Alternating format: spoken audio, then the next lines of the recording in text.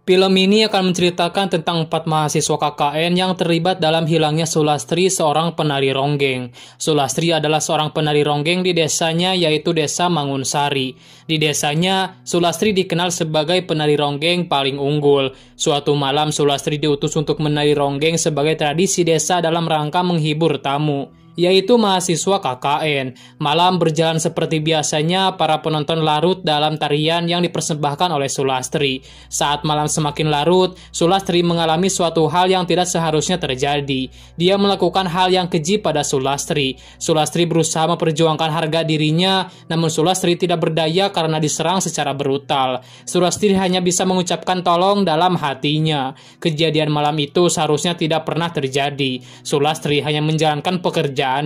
Sejak saat itu, Sulastri berjanji untuk membalaskan dendamnya. Gimana kelanjutannya? Siapkan dulu cemilan kalian, jangan lupa matikan lampu, dan inilah dia alur cerita film Ronggeng Kematian. Di awal film kita diperlihatkan dengan Sulastri yang sedang menari untuk 4 orang mahasiswa. 4 orang itu adalah Adit, Yudi, Riki, dan Aksan. Mereka sedang melakukan KKN di desa itu. Dan di luar ada Imam yang merupakan pacarnya Lastri. Imam pun masuk ke dalam, namun tiba-tiba dia dipukul dari belakang hingga Imam pun kojor. 7 tahun setelah kejadian itu, kita diperlihatkan dengan Hadi dan Laras. Hadi mengajak Laras untuk kerja di desa bersama Hadi, karena Laras pada saat itu baru keluar dari SMK. Mereka berdua di sini sedang berpacaran dan Hadi memberikan hadiah jam tangan kepada Laras. Begitupun dengan Laras. Dia memberikan hadiah ciuman kepada Hadi, hingga membuat Hadi makin sayang kepada Laras. Laras kemudian berjalan pulang sendirian, tapi dia malah tergelincir oleh sesuatu. Dan karena penasaran, Laras pun mencoba untuk mencabutnya. Ternyata itu adalah sebuah tali. Lalu Laras pun mengikuti tali tersebut, yang ternyata tali itu berasal dari sebuah box, yang di dalamnya ada sebuah selendang berwarna merah dan sebuah pemutar kaset. Tanpa pikir panjang, Laras pun membawa benda itu pulang ke rumahnya. Pas malam harinya, Laras mencoba memutar kaset itu. Namun kaset itu malah macet dan tidak mau berputar. Lalu kemudian si ibu menyuruh Laras untuk makan. Si ibu di sini terlihat sedang sakit-sakitan. Dan si ibu meminta Laras untuk menjadi seorang penari ronggeng. Dulu pas Laras masih kecil, dia pernah bercita-cita untuk menjadi penari ronggeng. Karena dulu, Laras sering melihat Sulastri nari ronggeng. Namun Laras sampai sekarang masih belum bisa lihai dalam menari. Bahkan Laras sekarang sudah lupa gerakan-gerakannya. Laras memberitahu ibunya kalau dia akan bekerja di desa bersama dengan Hadi pacarnya. Si ibu yang mendengar itu terlihat tidak senang akan keputusan dari Laras dan pergi meninggalkannya. Setelah makan, Laras pun teringat kalau jam tangannya terlepas pada saat dia terjatuh di hutan. Dia pun kemudian pergi lagi ke sana untuk mengambil jam tangan pemberian dari Hadi itu.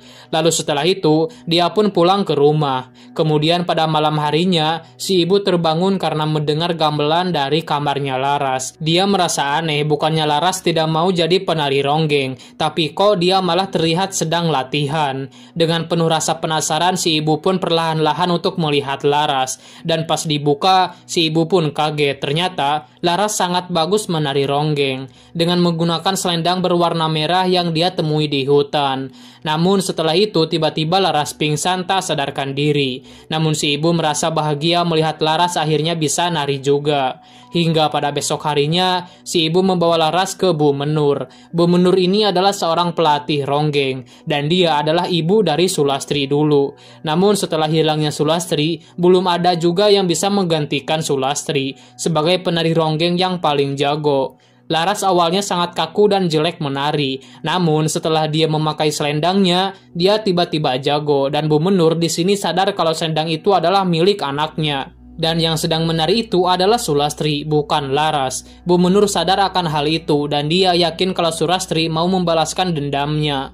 Dan pada malam harinya, Bu Menur melakukan sebuah ritual untuk memanggil Sulastri.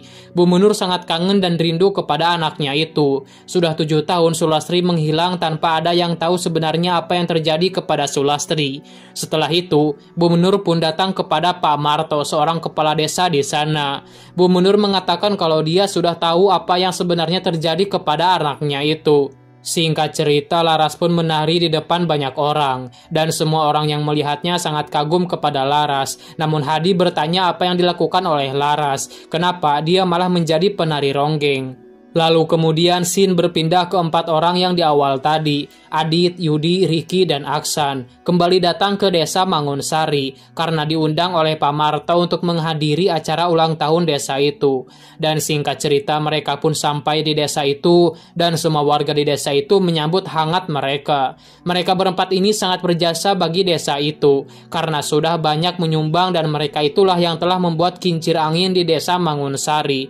Karena acaranya akan diadakan besok malam, jadi mereka dibawa ke penginapan untuk beristirahat. Rumah itu adalah rumah yang sama yang pernah mereka tempati dulu pada saat KKN di desa itu. Mereka diantar oleh Laras dan Hadi. Setelah masuk ke dalam rumah itu, mereka terbayang momen pada 7 tahun yang lalu, pada saat Sulastri menari untuk mereka berempat. Di sini Sulastri hanya menjalankan pekerjaannya saja, dan karena mereka sudah membuat kincir di desa itu, maka Lastri disuruh untuk menari untuk mereka. Di hari terakhir mereka berada di desa itu, mereka di sana mabok-mabokan sambil menikmati tarian Sulastri, hingga mereka malah merasa nafsu kepada Sulastri. Namun Sulastri belum menyadari itu. Sulastri tidak tahu kalau salah satu dari mereka berniat jahat kepada dirinya. Adit dan Yuda pada pagi hari itu melihat banyak sekali darah. Mereka pun lalu mengikuti darah tersebut hingga mereka melihat Aksan dan Riki yang sedang panik. Di sana ternyata ada jasad Sulastri dan Imam pacarnya. Tidak ada yang mengaku siapa yang membunuhnya, dan karena itulah mereka menyembunyikan kejadian itu. Karena kalau sampai ada yang melapor, maka mereka berempat bisa menjadi tersangka pembunuhan itu. Laras dan Hadi menyajikan makanan untuk mereka bertiga. Kemudian Aksan pergi ke kamar mandi untuk mandi terlebih dahulu. Tapi di sini Aksan malah menemukan sebuah pin di bak mandi itu. Aksan kemudian memberitahu Riki akan hal itu, dan yang mempunyai pin hanya Adit dan Yudi. Aksan mengira kalau pada saat itu yang membunuh Sulastri adalah Adit dan Yudi. Malam itu adalah bulan sabit sempurna. Biasanya di desa itu akan ada yang kesurupan pada malam itu. Singkat cerita, pada saat mereka tertidur, Riki didatangi oleh Laras. Laras langsung menari-nari di depannya Riki. Namun tiba-tiba, Laras berubah menjadi hantu Sulastri dan mencekik Riki. Tapi untungnya mereka bertiga berhasil menyelamatkan Riki. Aksan di sini sangat emosi kepada Adit dan Yudi. Aksan melihatkan pin yang dia temui di kamar mandi, dan dia sudah tahu pasti yang membunuh Sulastri itu adalah Adit dan Yudi, dan sudah menjadi bukti yang kuat kalau mereka adalah pelakunya. Adit tidak terima akan hal itu, hingga mereka pun adu pukul dan saling melempar piring. Namun Yudi menenangkan mereka berdua,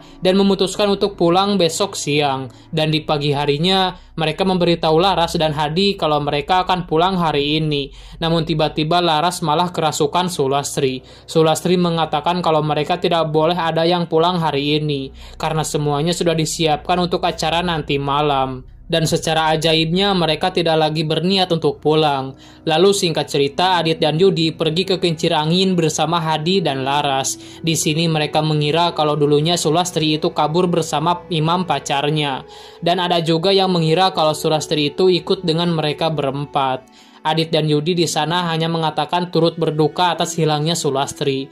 Adit dan Yudi melihat Wongso bunuh diri, namun Hadi malah tidak melihatnya, karena ternyata Wongso itu bunuh diri di tempat itu 7 tahun yang lalu, setelah Sulastri menghilang dari desa mereka. Wongso itu merupakan penggemarnya Sulastri, namun setelah Sulastri menghilang, dia memakai selendangnya Sulastri di depan semua orang, hingga para warga mengira kalau Wongso lah yang sudah membunuhnya, dan karena itulah Wongso bunuh diri karena dia melihat Sulastri meloncat dari tebing dekat kincir angin. Dan setelah diselidiki ternyata selendang itu bukanlah milik Sulastri. Singkat cerita, malam pun tiba dan acara pun akhirnya dimulai. Di sini mereka diberikan penghargaan oleh para warga, dan untuk melengkapi acara itu mereka harus meminum air racikan yang harus diminum oleh mereka berempat. Lalu scene flashback di mana Adit mendengar kalau ternyata semua orang di desa itu sudah tahu apa yang sudah mereka lakukan dulu kepada Sulastri. Dan acara itu merupakan acara untuk menghukum mereka berempat. Karena mereka tidak ada yang ngaku telah membunuh Sulastri, jadi mereka berempat yang telah menjadi korbannya. Kemudian Laras pun naik panggung dan mulai menari di depan semua orang. Namun mereka berempat melihat ada yang aneh dengan Laras. Mereka melihat kalau itu Sulastri yang badannya sudah hancur. Adit sebelumnya memberitahu kepada Pak Marto soal kejadian 7 tahun yang lalu. Adit mengatakan kalau Sulastri itu tidak menghilang dari desa itu, tapi dia sudah dibunuh oleh Yudi, Aksan, dan Ricky. Adit dipaksa untuk menyembunyikan rahasia mereka bertiga, karena kalau sampai bocor, Adit akan dibunuh oleh mereka. Sulastri itu diperkaos oleh mereka bertiga yang sedang mabok berat. Mereka mendorong Sulastri hingga kepalanya terbentur dengan keras hingga mengalami pendarahan di kepalanya, hingga Sulastri pun mati di rumah itu. Karena takut ketahuan, jasad Sulastri dan Imam dibuang di sebuah sumur tua di tengah hutan dan mengubur selendangnya Sulastri di dekat sumur itu.